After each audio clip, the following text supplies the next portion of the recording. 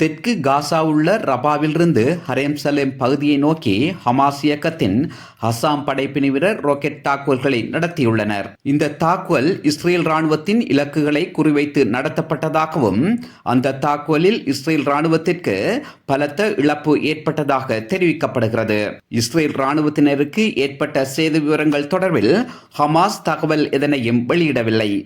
குறித்த தாக்குதல் தொடர்பில் இஸ்ரேலிய ஊடகங்கள் வெளியிட்ட தகவலின்படி ஞாயிற்றுக்கிழமை பிற்பகல் இஸ்ரேல் ஹமாஸ் எல்லையிலுள்ள ஹெரேம்-சலோம் பகுதியை நோக்கி ஹமாஸ் இயக்கத்தினர் ராக்கெட் தாக்குதல் நடத்தியதில் 10 பேர் காயமடைந்துள்ளதுடன் ஒருவர் ஆபத்தான நிலையில் உள்ளார். தாக்குதலுக்கு பின்னர் இஸ்ரேல் ராணுவம் IDF ஹெரேம்-சலோம் முக்கிய நுழைவு பாதையின் கடவையை உடனடியாக மூடியது. மனிதாபிமான முறையில் உதவிகளை வழங்க வந்த லோரிகள் நிறுத்தப்பட்டதாக கூறப்படுகின்றது.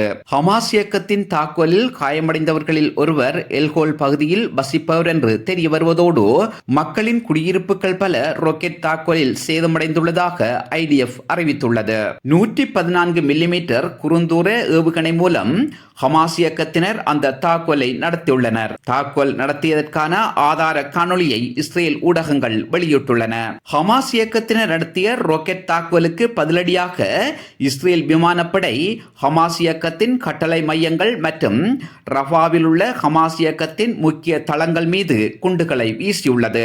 பதிலுக்கு ஹமாஸ் இயக்கத்தினர் நிலத்தடி நிலைகளிலிருந்து தாக்குதல் நடத்தியதாக IDF தெரிவித்துள்ளது.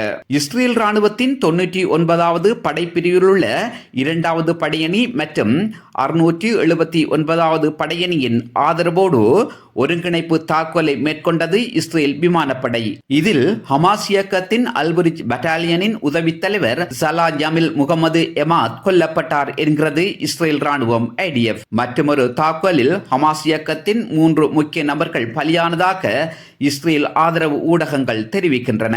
அதேவேளை இஸ்ரேல் ராணுவத்திற்கு எதிராக லெபனானை தளமாக கொண்டியங்கும் ஈரான் ஆதரவு இயக்கமான ஹெஸ்புல்லா நேற்று தொடர்ச்சியாக 9 தாக்குதலை நடத்தியதாக அல் ஜசீரா அறிவித்திருந்தது.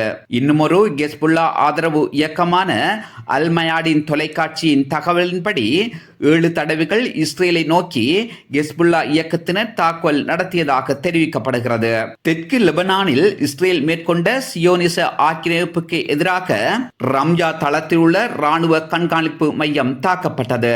சௌராவில் உள்ள இஸ்ரேல் ராணுவ வாகனங்கள் மீது ராக்கெட் தாக்குதல் நடத்தப்பட்டது. அடுத்து அவிவிம் குடியேற்ற திட்டம் மீது ராக்கெட் தாக்குதல். அடுத்து இஸ்துலா குடியேற்ற திட்டம் மீது தாக்குதல். அடுத்து அல் மாலிகியா இஸ்ரேல் ராணுவ தளத்தில் உள்ள கண்காணிப்பு மையங்கள் மீது தாக்குதல் நடத்தப்பட்டது. அடுத்ததாக அல் சும்மாகா இஸ்ரேல் ராணுவ தளம் மீது தாக்குதல். அடுத்ததாக ஹபார்ஜுவல் குடியேற்ற திட்டம் மீது தாக்குதல்.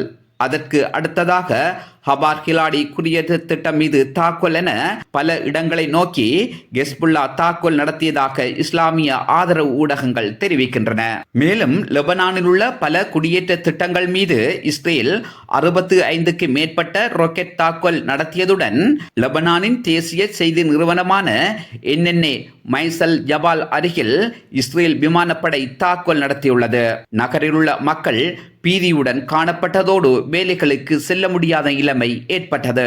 ஒரே குடும்பத்தைச் சேர்ந்த 3 விமான தாக்குதலில் கொல்லப்பட்டதாக மைசல் ஜபால் நகர மேயர் அப்தல் மோனிம் சுகேர் தெரிவித்தார். இன்று அதிகாலை ரபாவில் இஸ்ரேல் நடத்திய விமான தாக்குதலில் 4 மாத குழந்தை உட்பட 9 பேர் பலியாகியுள்ளதுடன் மேலும் ஒரு விமான தாக்குதலில் ஒரே குடும்பத்தைச் சேர்ந்த 7 பேர் பலியாகியுள்ளனர். மொத்தம் இந்த செய்தி தயாரிக்கும் நிமிடம் வரை 16 பொதுமக்கள் பலியாகியுள்ளனர்.